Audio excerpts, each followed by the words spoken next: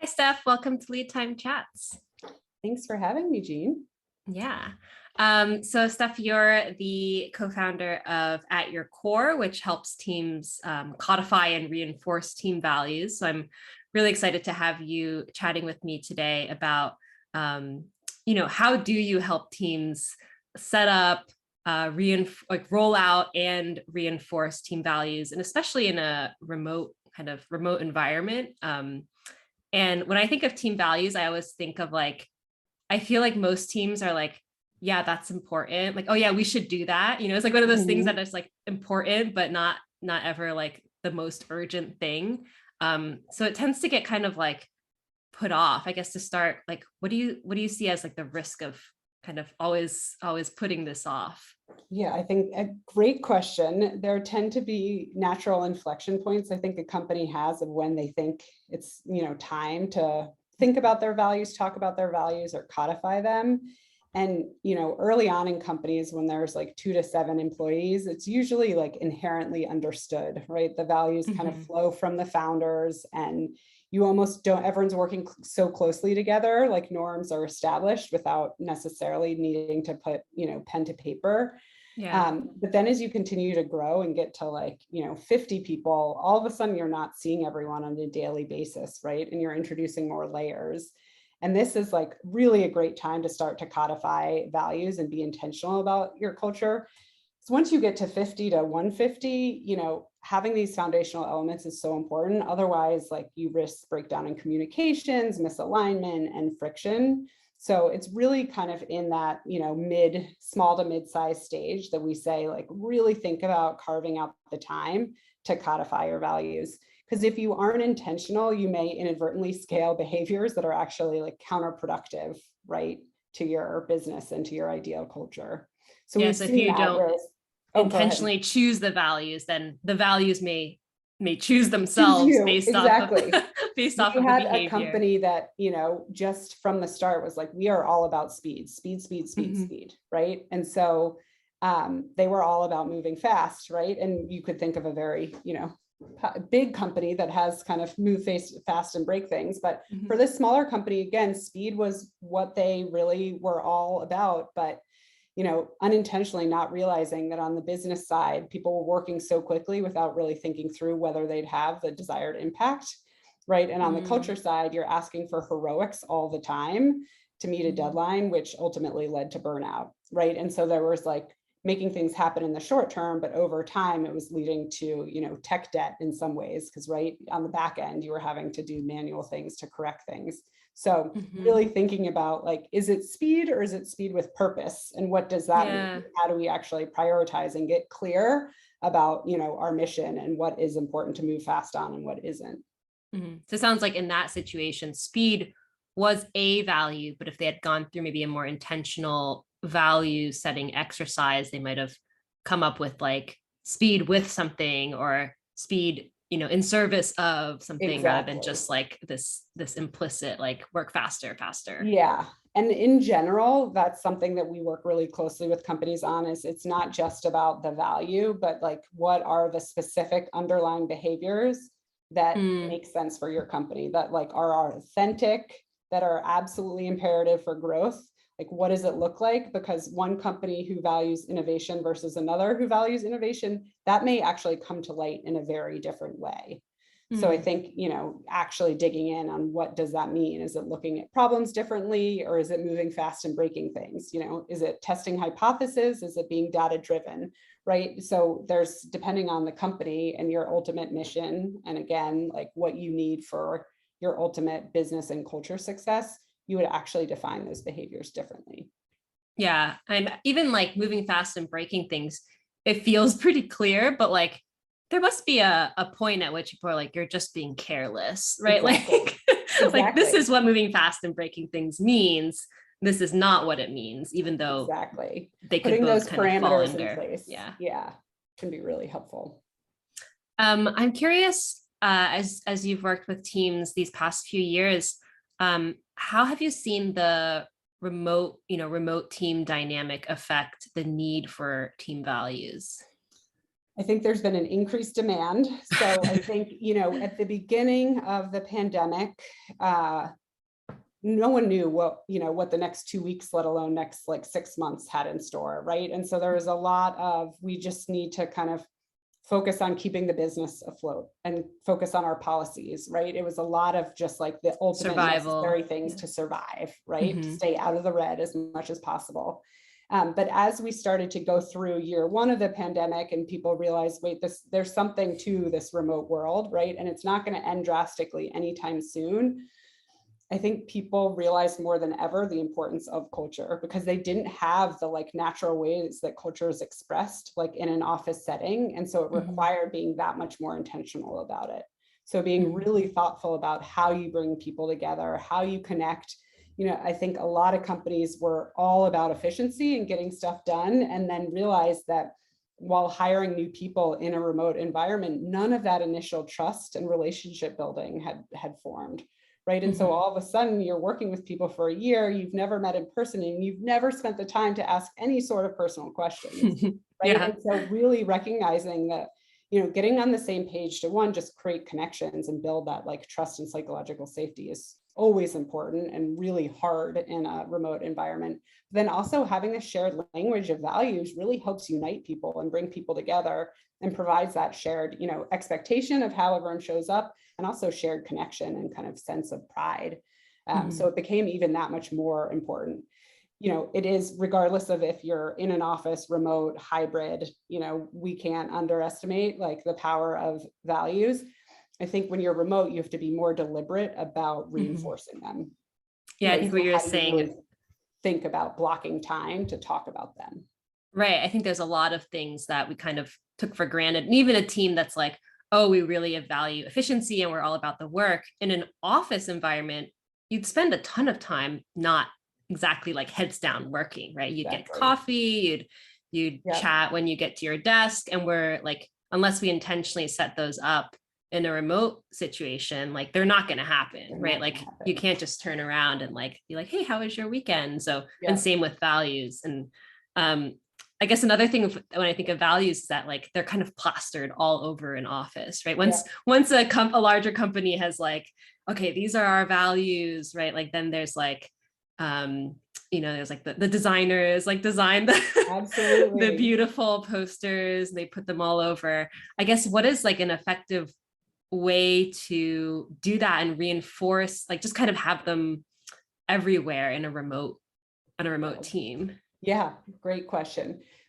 We always say like we love the physical reminders and those beautiful, office walls that are painted, right? They are Mhm. pretty inspiring, but if you just leave it at that without really Yeah. practicing them, then it actually becomes more of a detriment, because it's like, wait, we don't stand behind what we say and what we see every day. So like the Mhm. most important thing outside of the physical reminders is actually like living them and breathing them across the employee experience.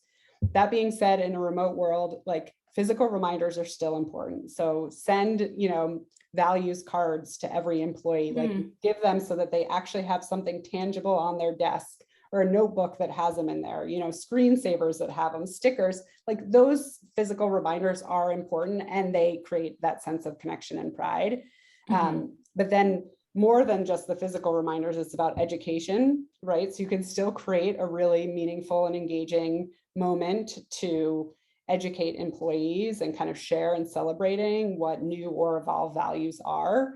Mhm. Um, in a remote environment, right? We've gotten really creative with how we engage teams and how we can create small team discussions with breakout rooms. So I think there's a lot of different ways that you can create really rich dialogue. But again, to your point at the beginning, it's about like prioritizing that time, like saying Mhm. this is important and therefore we are going to block time on everyone's calendar.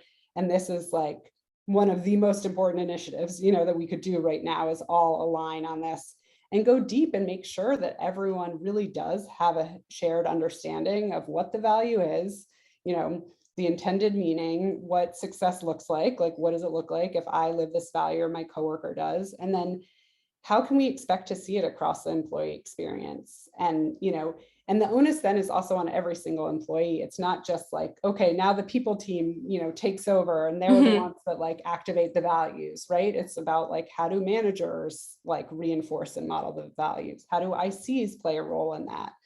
So really making sure from like, hiring through goals and reviews to rituals, like all the way through offboarding, that the values are reinforced. That reminds me of, I think Google used to have like a most googly award. So it sounds like, rolling out the values, reinforcing them, having physical reminders, having rituals around them. Is it something that you think it's effective to like reward, like to have like an explicit reward of like, this person is like most, they have behaviors that are most aligned with the values? Or is that kind of like, are the smaller things more effective? The answer would be both. I think public values rewards, though, are incredibly effective because what they do is help through storytelling, give everyone in the company a sense of what does it really look like to live this value. And let's celebrate our people and let's celebrate on values behavior. So, it depends on what's right for the company. Sometimes it's monthly, sometimes it's quarterly, at a special off site. But really encouraging employees to nominate other employees for really strong on value behavior, giving those public recognitions, celebrating those stories is incredibly important. But, the private acknowledgement too, and the low key acknowledgement is great. And, certain people prefer that than the public recognition. So you want to make sure that both are at play. I imagine you've seen some common maybe mistakes of how people choose or roll out values. Are there any like, I don't know, particularly interesting, I guess, things to avoid, we'll say? We covered some of them, but first I would say, don't pick something that just sounds good, right? There are certain almost like table stakes values that some people are like, oh, well, we, of course we value trust or integrity and transparency and innovation and just like some buzzwords that sound good. But unless, again, you get really specific about what you mean, and unless it is truly authentic and you are really going to live it, like, right, it can cause distrust among employees because they're like, wait, we say we stand for that, but that's not actually how we operate. So you want to be really, really deliberate. That's why it requires an intentional process of like, what is absolutely, imperative. You can be somewhat aspirational with them, but they should also feel authentic and kind of represent your company in those best moments. So really digging into thinking about storytelling. When have we operated at our best? What was happening? How are people showing up for each other, to really uncover what is specific to that company? And then, as we said, going through the behavior defining route versus being too general and having whole sorts of misinterpreted, values or outcomes. Pressure testing them as well to say, does this sound good, or would it really guide a decision in a challenging time? Like the other question we suggest asking, if everyone in your company truly lived this value, what would it unlock for the company, right? Can we think about like, what difference would it make versus what might be nice to have, which aren't bad at all. Like they're still important, but like if we're going to hang our hats on a couple things, and then I would say probably, other than like being really thoughtful about how you define it and choose the ones that are absolutely right for your company, maintaining momentum. So I think a lot of times, you've done all this work, you've defined your values, you've wordsmithed, you've printed them, as you said, you've got the posters, and then all of a sudden it's like the end, right? We checked the box. We check did our the values. Box. Exactly. We checked the box. We have our values. We have our mission statement, like, right? We've got all the foundational elements. We're done.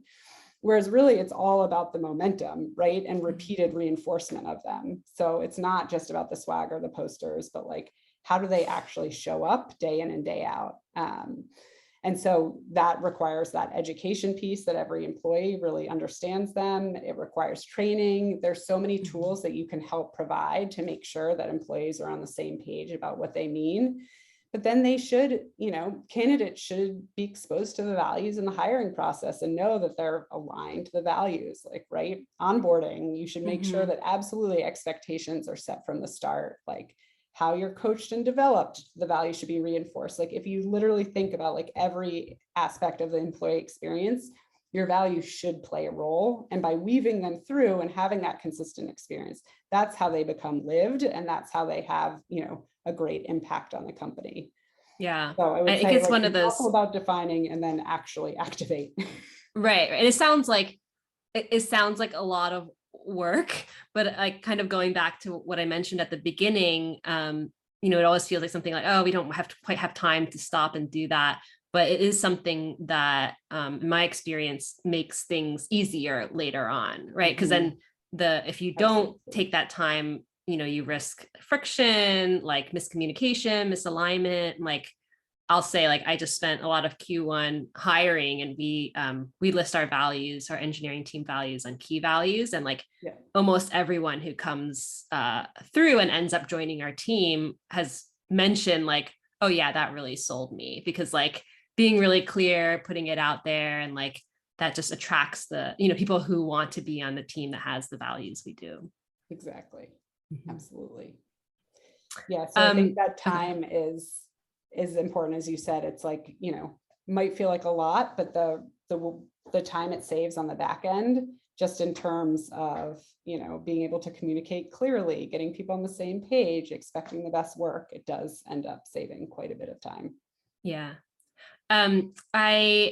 What you mentioned about like, it's good for values to feel a bit aspirational, but like if the gap from where your team is and like where the value, like kind of, if the gap is too large, it can, and then you're seeing it, all over the place, it can create like discomfort of like, no one's acknowledging that we're really far from like living, embodying this value.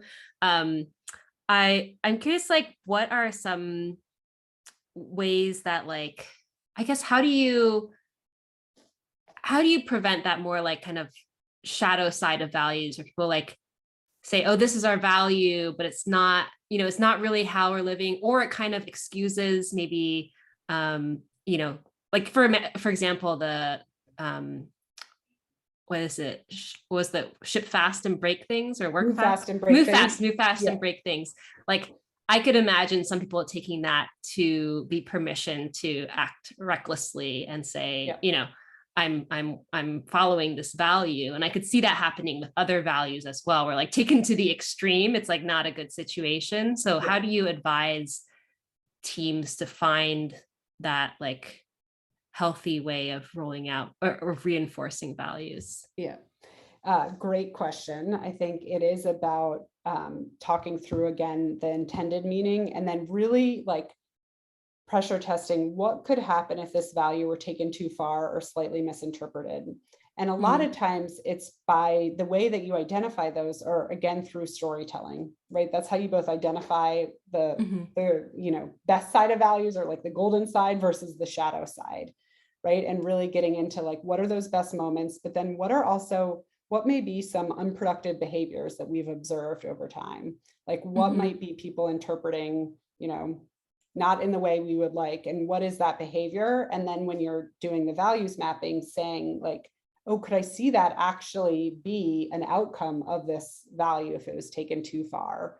So you have to be, really clear about what your value means. And then, as you said, what it doesn't. And we actually suggest not just acknowledging that there can be shadow sides, but putting specific language behind them, because then you give that all employees that common language to call it out when they see it, versus a lot of times those, shadow side behaviors are just percolating throughout, and people see it and people know it, but it just kind of makes them uncomfortable, versus educating an entire organization. This is what we mean by this value. This is what we don't mean. Right. And now when you see that, you know what to say. So let's just all acknowledge that we're going to, this happens, but we're going to call it out as like, that's not the intended meaning. And it can be a hard exercise, but a really productive one. So we were working with a client who had a value of constantly curious. And it was, all about asking why not, continuing to dig, coming with a learning mindset. But one of the misguided behaviors we helped them define was paralyzed by possibility. Because basically they were entering certain situations where, it was just like, but then we could do this and this and this and this, and it was slowing them down. Right? I know, I feel like uncomfortable when you said that. I was like, constantly curious. I'm like, oh no. Wait, what? But like another one was about like service and, doing right by the community and championing customer needs. But the misguided behavior was saying yes to everything. Like just because you value service doesn't mean that a manager or leader can expect you to do everything that is asked, right? You still have to make sure that it aligns to your business strategy and priorities. So giving that kind of language, act like an owner. A lot of companies have that value. It doesn't mean, for some companies, it does not mean act like a soloist, right? Yes, we want you to, run with things, but we're also in it together. So if you act like, in this kind of individual siloed mindset, it's going to have downstream impacts. So how do we kind of put some of those parameters in place? It seems like values are most effective when the leaders are bought in, the values come from the leaders, they are reinforced at every level.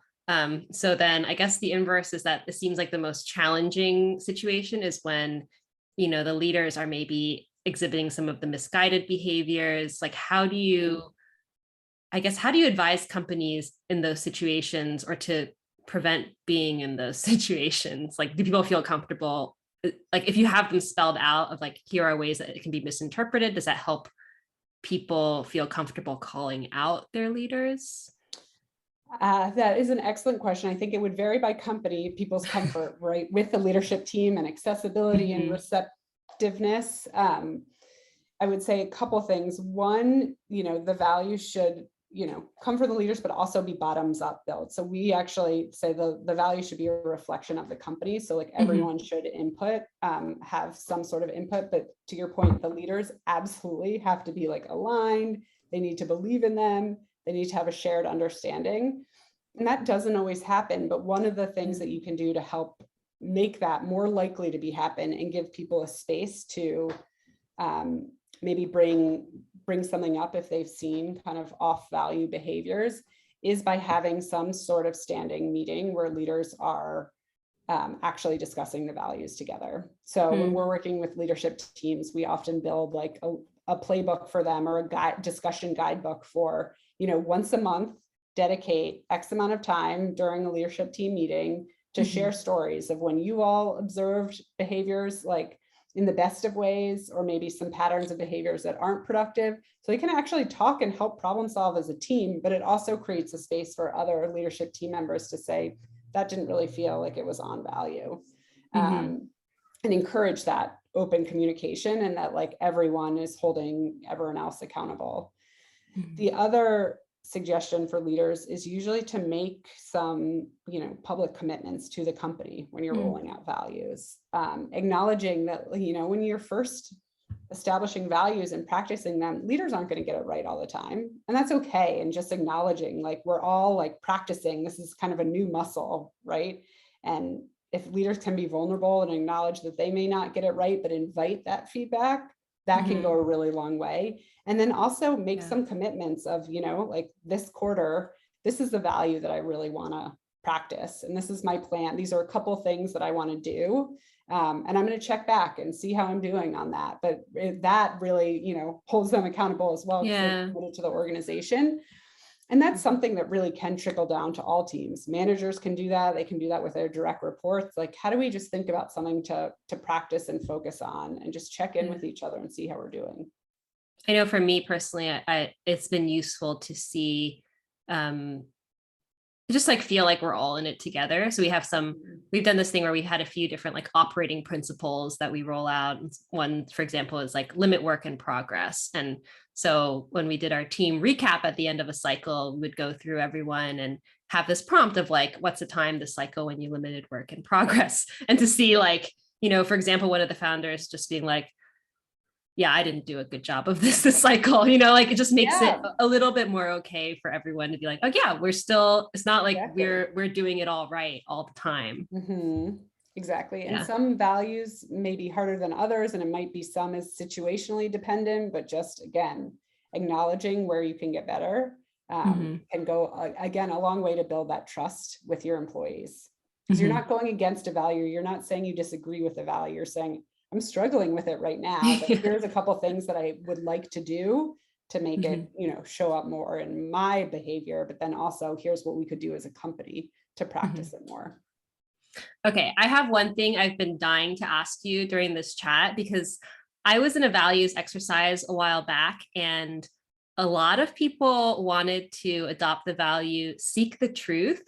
And I have no idea what that means. And I talked to a bunch of other people recently, and they were like, oh yeah, like my CEO also wanted that to be a value. And like they also didn't know what it means, but it seems like there's people who know what truth seeking is, and then people who are just like, I have no idea what that actually looks like. So I guess do you have any like has this come up before?